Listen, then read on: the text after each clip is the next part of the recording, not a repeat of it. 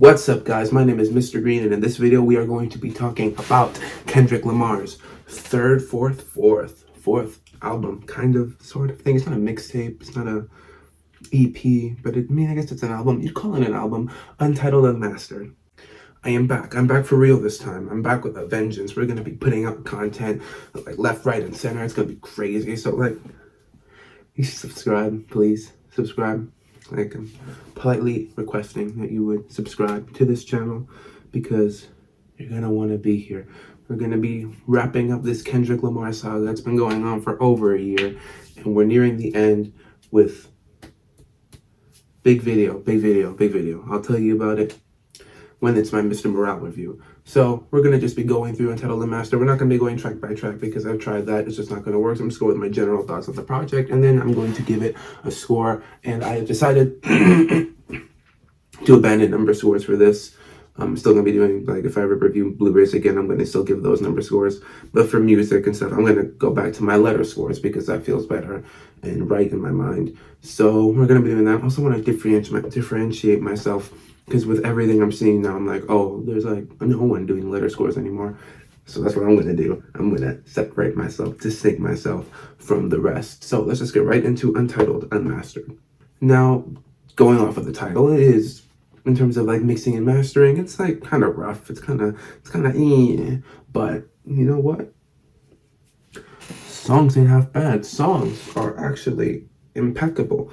My favorites, personally, are Untitled 2 and Untitled 7. Well, the thing with number 7 is that it goes on way longer than it needs to go. The whole little like outro at the end, where it's like Kendrick and I don't know who else doing like outtakes, just kind of like going over like things that we heard in like Untitled 4 with the "head is the answer," and like just kind of going over that refrain. I think that could have been cut or maybe saved for like outro for the album, like its own little track. As it stands, I like the levitate. That's super catchy, and he did a really good job with the verses on there.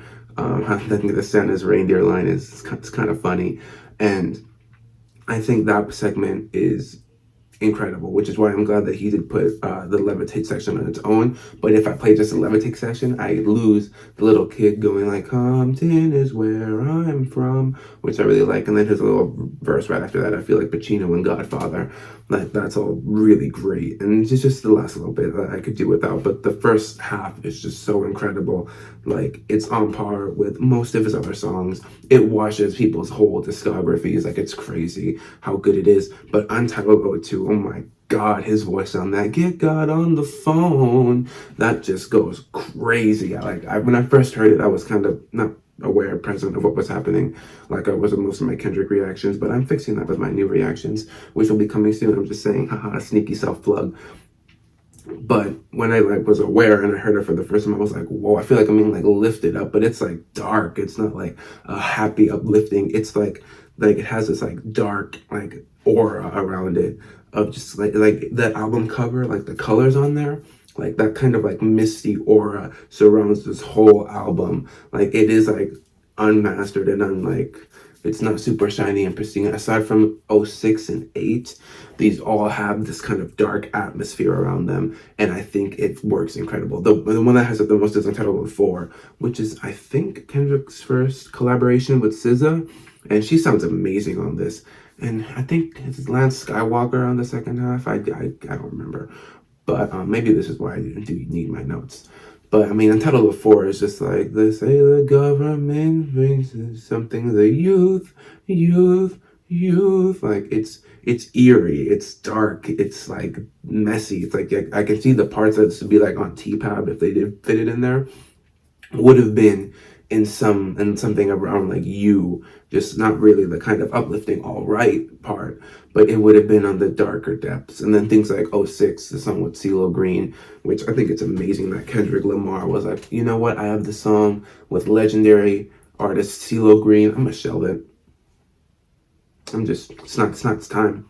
CeeLo Green, not now. He started on a song with CeeLo Green. That man has a song with Miss Lauryn Hill and Carlos Santana. And he was like, you know what? It's not its time. That's true artistry right there. Most people would have just put that out there, like that song with Eminem and CeeLo Green for the Elvis soundtrack. I didn't really like that song that much. I like CeeLo's part. I think Eminem could have done better. I've heard him do better. But anyway, I'm getting sidetracked. But '06 and '08 have that uplifting all rights like feeling. Like '08's got that Blue Faces refrain. I really like that.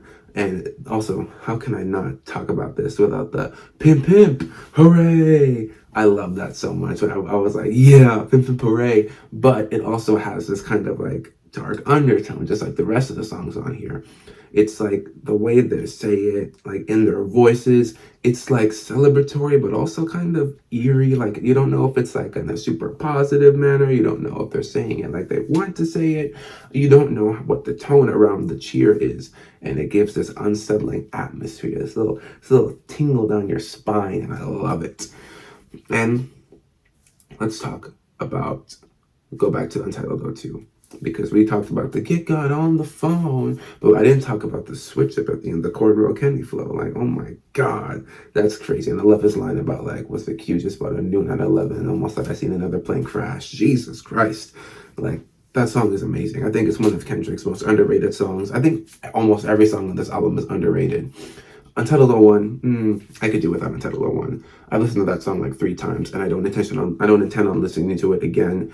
It's never really appealed to me. Untitled 05 is cool, but I like the verses from like all the people from TDE. But I don't know. It seems like something that could have been put like on a J-Rock album. Like it could have been better. I'm not hating on it. I think it's a good song. I'm not discrediting it. I think this one is definitely one of those throwaways that we put on the album. Like, this is a throwaways, and this is like what I think it would be. And I've gone all this way without talking about Untitled 03. Unfortunately for me, I have not seen the Colbert performance. I can't find it anywhere, and that's really annoying me because that was Kendrick and a wise Thundercat. More people I'm forgetting, just people that he's worked with and made some incredible artwork with. And I can't find it. I can't find the Colbert performance anymore.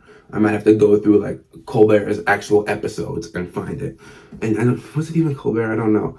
But Untitled 03 is amazing. You know, just what did the Asians say? And like they all have like different kind of responses to like a part of their culture. And then when we get to what does the white man say? A piece of minds. That's what the white man took. Like, you know, the white man's taking from the minorities and, you know, all the other ethnic groups. You know, the white man's part of their culture is taking from yours. That is poignant. That is amazing. I love it. I love it so much. I love so many of the songs on here. Like Untitled 03 is just so. It's one of his groundbreaking songs. It's like We Cry Together, but it's in a different like aspect. I mean, I'm not comparing it to We Cry Together in that aspect. I mean, like in terms of groundbreakingness, or like Keisha's song, or Sing About Me. It's like got that quality that I think it's amazing that he previewed it on a live show and then he shelved it. Like, he does not care. Like, it has to fit with the narrative or else it's not going on there. Lord knows what else he's been sitting on for all these years. It could be incredible, but if it's not the time, it's not the time, so we're not gonna hear it.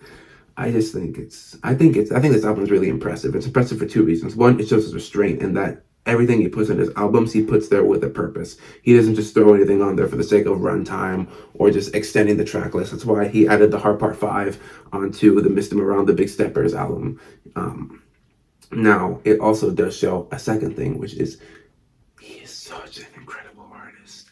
Some of his greatest songs, I'm putting Untitled 02 and 7 up there. They are incredible songs. And for him to just give it to us as a little treat for us. You know, we've been good, or we were good, and then he did Damn, and then he Houdini'd up on out of here and was gone for 5 years. But I wasn't there. I wasn't really feeling the pain until like a year ago when he put out his message.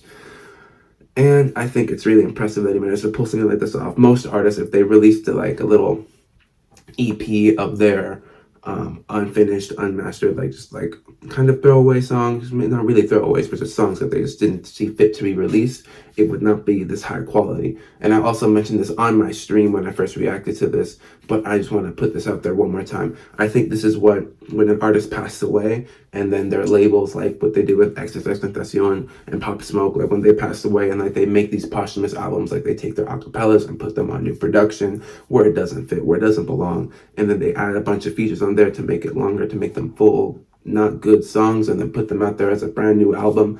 I think instead of doing that, you should take the untitled, unmastered route. Put out what they did do, what they did finish as this, label it like, not even untitled, unmastered, like label it like, I don't know, I don't know what to think of it. The unfinished works of blank artists, and make it clear that this is stuff that they didn't finish, but they want to like feed the fans and like show them like what they had in store, what they were working on. Some posthumous albums do it well. I think Shoot for the Stars, Shoot for the Stars, Aim for the Moon is a very, very good posthumous album. I've heard good things about Circles and what was the one? Legends Never Die. I've heard good things about those. I still have yet to hear them. But what I got from those was that they were already working on those albums. They were pretty close to completion when they passed away. So the label didn't have to do that much meddling when they were releasing the final project. Now, as for things like Fighting Demons and Bad Vibes Forever, those were not finished. Those were not meant to be seen by the world. Therefore, they were released in an unfinished state and not in the best quality that they could have been. So, labels, if you want to put out a dead artist's throwaways, make it very abundantly clear that they are throwaways. But anyway, back to Untitled Unmastered. I think this is a fantastic album. I think it deserves more love. It deserves more recognition. And I'm going to give Untitled Unmastered an A-. You know, I thought it'd feel better, but now it feels kind of odd saying the letter scores. But what can you do? Anyway, you should subscribe. We're going to be doing a lot more videos here. I'm really excited for what we got in store. What's my next video going to be? I actually don't know. Let me know what you thought of those one-word reviews, because they're going to do more of those. I think I'll just put out the Good Kid, Mad City one the day after this goes out, so look out for that.